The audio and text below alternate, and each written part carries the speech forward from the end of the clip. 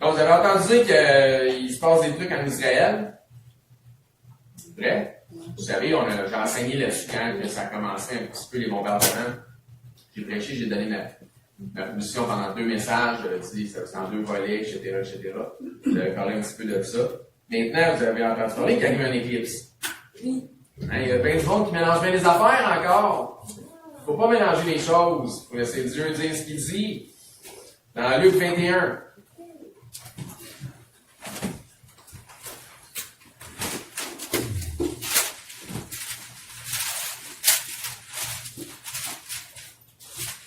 Dans Luc 21, verset 20, ça nous dit là, il y avait qu'on mélange, comprendre ce passage-là, il fallait dire quelque chose qu'il ne dit pas. OK? Il dit, lorsque vous verrez Jérusalem investie par des armées, sachez alors que sa désolation est proche. Alors que ceux qui seront en Judée fuient dans les montagnes, et ceux qui seront au milieu de Jérusalem en ça, et que ceux qui seront dans les champs n'entrent pas dans la ville. Là, il parle à ses disciples. Il dit, si vous faites partie de mes disciples, puis quand ce moment-là va arriver, si vous êtes en Judée, sacrez votre camp les montagnes, puis si vous êtes à Jérusalem, n'entrez pas dans la ville, sauvez-vous, parce que c'est là qu'il va se passer quelque chose de grave. Car ce seront des jours de vengeance pour l'accomplissement de tout ce qui est écrit. Il va y avoir une vengeance parce qu'il va se passer quelque chose, ou il s'est passé quelque chose, Dieu va amener une vengeance sur ce qui s'est passé. Malheur aux femmes qui seront enceintes et celles qui allaiteront en ces jours-là, car il y aura une grande détresse dans le pays et de la colère contre ce peuple. Quel peuple? Le peuple qui est dans ce pays-là. C'est le peuple d'Israël. Pas un autre peuple, là. Mais si vous faites partie de mes disciples, vous disqualifiez d'être dans ce peuple. Vous pouvez vous sauver d'être dans ce peuple. Et voici comment vous sauver. Quand ça va arriver, vous allez voir les choses arriver parce que je vous avise. Foutez le camp. Ils tomberont sous le tranchement de l'épée, ils seront amenés captifs parmi les nations, et Jérusalem sera foulée aux pieds par les nations, jusqu'à ce que les temps des nations soient accomplis. OK. Verset 25, il y aura des signes dans le soleil, l'éclipse! Et dans la lune, et dans les étoiles, et sur la terre, il y aura une angoisse, et les nations ne sauront que faire au bruit des mers, de la mer et de ses flots. Donc, tu vois là, des signes dans le ciel, là, le soleil, la lune, qu'il y a un éclipse qui s'en vient. Puis là, l'éclipse va passer de même, puis ça va faire ça, puis... Ah, mais tu sais, c'est bien tant qu'à faiblir, mais comme faut que verset 32, on saute quelques versets. De même, quand vous verrez ces choses arriver dont il vient de parler, sachez que le royaume de Dieu est proche. Je vous l'ai dit en vérité, sur verset 31, verset 32. Je vous l'ai dit en vérité, cette génération, quelle génération? La génération, non, mais quelle génération? Il ne faut pas demander quel peuple. C'est une génération, ça dure un temps. Cette génération ne passe le point que tout cela arrive. Quelle génération? La génération qui va vivre ça. Ben, qui parle, là? C'est cette génération-là. Cette génération-là est mourue. Ce qu'il dit là, c'est passé, c'est fait. C'est fait. Il n'y a pas d'autre génération, là. C'est à nous autres que je parle. Cette génération, 40 ans, plus ou moins. C'est drôle parce que 40 ans plus tard, en 70, c'est passé le siège de Jérusalem par les Romains qui ont tout mis le temple. Il n'y a pas une pierre sur pierre qui a été renversée, comme il dit. Ça a tout été renversé. Pourquoi? Parce que l'or a fondu à cause du feu. Puis il y avait des ornements. Puis ça a coulé entre les veines des roches. Puis les Romains qui avaient faim, qui étaient payés en sel, d'où le mot salaire, ont tout reviré les pierres pour gratter tout l'or qui avait incrusté dans les roches, qui avait fondu. Pierre, toutes les pierres ont été retournées du temple. Spécial. Ce que Jésus a dit, c'est déjà arrivé. Bon, maintenant, on va dans Joël. Ouais.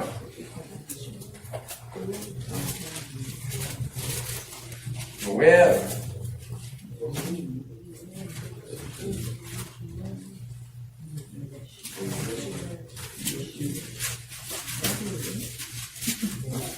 Un nouveau livre, Joël, c'est un petit livre.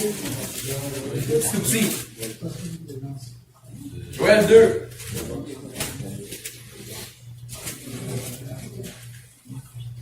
On est là, Joël 2, verset 28.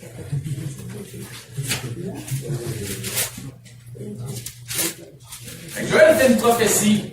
Il y en a encore qui vont prendre cette prophétie-là, vont associer ça avec lui, qu'on vient de donner. Vous allez voir pourquoi. Ils font des liens avec l'équipe qui s'en vient. Ça se dit chrétien, là. Joël 2, 28. Après cela, j'ai répandu mon esprit sur toute chair, et vos fils et vos filles prophétiseront, et vos vieillards auront des songes, et vos jeunes gens auront des visions, même sur les serviteurs et sur les servantes. Dans ces jours-là, j'ai répandu mon esprit. Je ferai paraître des prodiges dans les cieux et sur la terre, et du sang, du feu, et des colonnes de fumée, et le soleil se changera en ténèbres, un éclipse.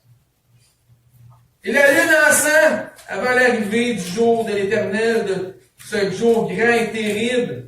Alors, quiconque invoquera le nom de l'Éternel sera sauvé. Le salut sera sur la montagne de Sion à Jérusalem, comme il a dit, et parmi les réchappés que l'Éternel appellera. Donc, il y en a qui vont prendre le passage, ça parle justement que le soleil sera changé en ténèbres, en sang, ces choses-là. Ça va arriver dans le futur, il va y avoir un éclipse. C'est quoi? Il y a l'éclipse qui s'en vient, est-ce que ça rapporte? Allons voir dans Acte 2, vous devriez trouver le livre assez facilement.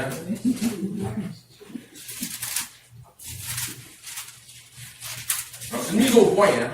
Mise au point parce qu'on entend tellement de niaiseries, puis je veux vous mettre en garde contre les niaiseries qu'on entend, parce que ça nous dit de ne pas être séduit par les philosophies, par les rudiments du monde, par les tromperies, par les fables.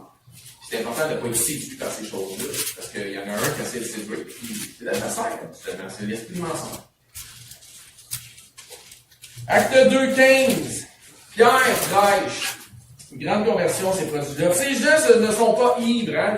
Il y avait les langues de feu, donc les gens parlaient des langues que les autres qui venaient de plusieurs pays pouvaient entendre les merveilles de Dieu dans leur propre langue.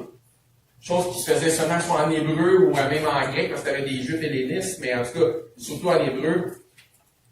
Ces gens ne sont pas ivres comme vous le supposez, car c'est la 3e heure du jour, donc c'est pas le temps de prendre une brosse ou comment ça. Mais c'est ici ce qui a été dit par le prophète Joël. Dans les derniers jours, Dieu dit, je répandrai mon esprit sur toute chair, vos fils et vos filles prophétiseront, vos jeunes gens auront des visions, vos vieillards auront des songes. Oui, sur mes serviteurs, sur mes servantes, dans ces jours-là, je répandrai mon esprit et ils prophétiseront. Donc, Pierre est en train de dire, tu sais, la prophétie de Joël, c'est là, live, que ça se passe. Maintenant, on est en train de vivre ce que Joël a prophétisé. Je ferai paraître des prodiges en haut dans le ciel et des miracles en bas sur la terre, du sang, du feu et une vapeur de fumée. Le soleil se changera en ténèbres et la lune en sang avant l'arrivée du jour du Seigneur, de ce jour grand et glorieux. Qu'est-ce que Pierre est en train de dire? Ça, c'est en train d'arriver là. C'est là que ça se passe.